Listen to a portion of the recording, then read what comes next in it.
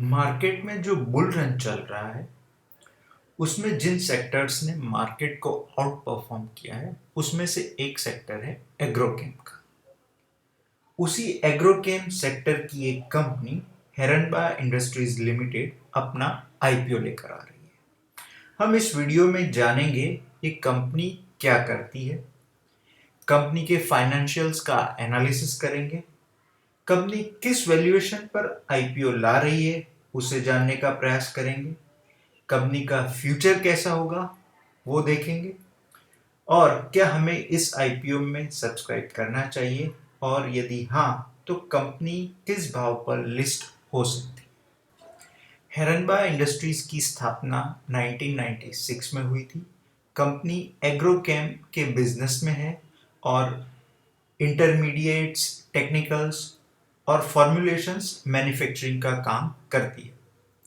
Company Bharat में synthetic पायरेथ्रॉइड्स का उत्पादन करने वाली एक प्रमुख कंपनी है। कंपनी इसके अलावा पेस्टिसाइड्स जैसे कि इंसेक्टिसाइड्स, हर्बिसाइड्स, फंगिसाइड्स और पेस्ट कंट्रोल्स के प्रोडक्ट भी बनाती है। कंपनी विश्व के 60 से ज्यादा देशों में अपने प्रोडक्ट्स का निर्यात करती है, जिसमें Latin America, CIS, middle east, Africa, Asia और साउथ ईस्ट एशिया के देश शामिल हैं। कंपनी के इंटरनेशनल डिस्ट्रीब्यूशन पार्टनर्स ने 15 नवंबर 2020 तक विश्व के 41 देशों में टेक्निकल्स और फॉर्मुलेशंस के 371 रजिस्ट्रेशन प्राप्त किए हुए।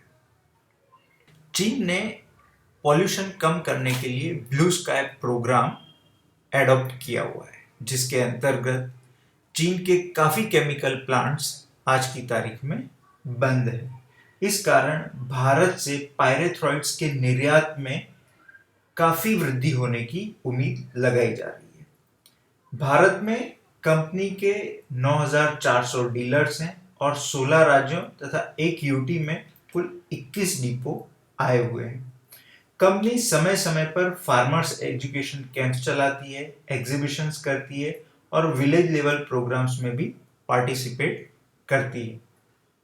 कंपनी के पास 3 मैन्युफैक्चरिंग और पैकेजिंग फैसिलिटीज हैं जो वापी के आसपास आई हुई हैं। इसमें कुल 174 रिएक्टर्स हैं और 14,024 MTPA की क्षमता है। कंपनी ने एक्सपांशन के उद्देश्य से 2018 में सरीगाम वापी में 55,000 स्क्वायर मीटर जमीन लीज पर ली है, जिसमें से 22,300 स्क्वायर मीटर जमीन फॉर्मुलेशन फैसिलिटी के लिए उपयोग में ली जा रही है और यहाँ ऑटोमेटेड फॉर्मुलेशन पैकेजिंग फैसिलिटी भी लगाई जा रही है। कंपनी का नया R&D सेंटर सरीगाम यूनिट 3 अक्टूबर 2020 से ऑपरेशनल हो गया है।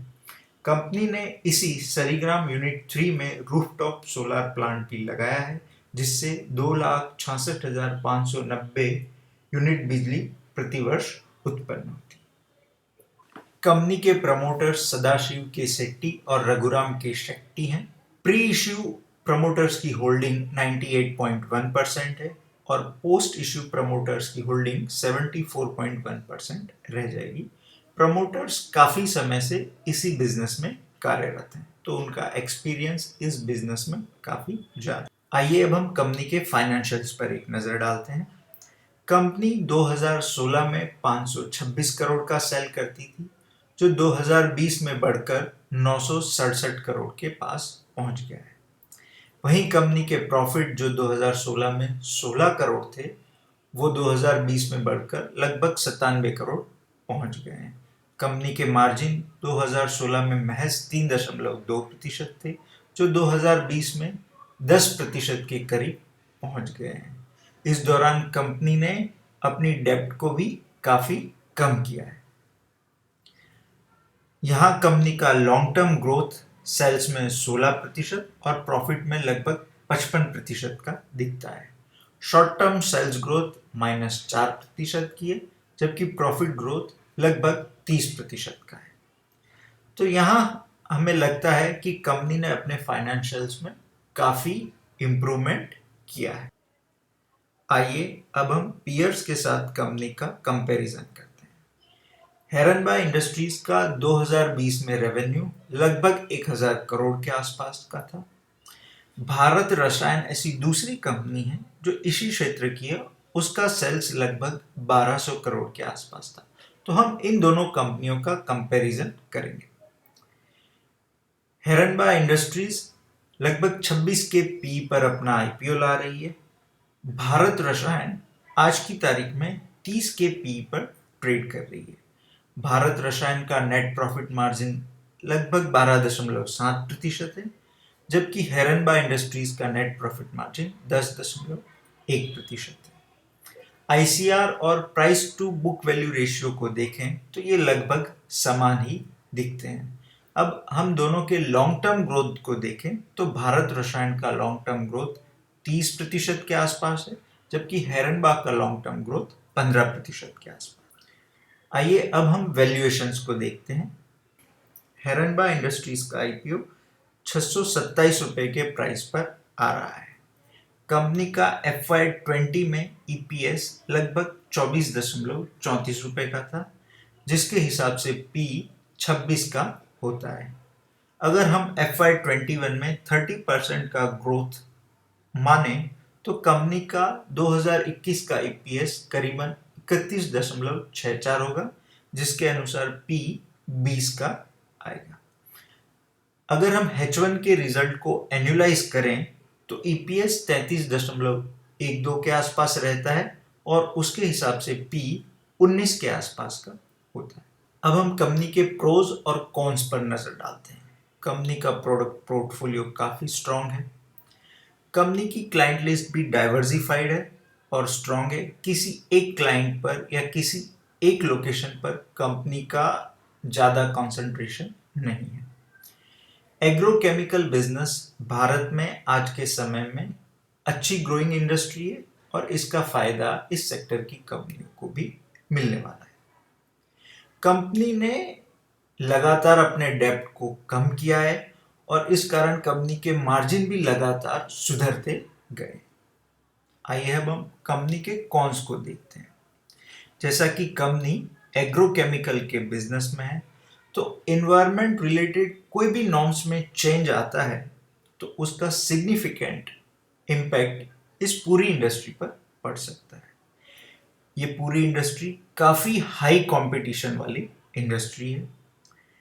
पास्ट में सेबी ने कंपनी के प्रमोटर्स के ऊपर एक्शंस लिए हुए हैं और इसीलिए कंपनी के प्रमोटर्स की इंटीग्रिटी डाउटफुल लगती है। कंपनी का क्रेडिट पीरियड काफी हाई है और इस कारण कंपनी के ट्रेड रिसीवेबल्स भी हायर रहते हैं। कंपनी 90 से 120 दिन का क्रेडिट पीरियड देती है और किसी किसी किस्से में ये 150 दिन तक चला जाता है। आज के टाइम में ऑर्गेनिक फार्मिंग का एक नया ट्रेंड चल रहा है। अगर ये ट्रेंड गति पकड़ता है तो पूरे एग्रोकेम बिजनेस पर इसका बहुत बुरा असर पड़ सकता है। आइए अब हम आईपीओ के ऑब्जेक्टिव्स देखते हैं।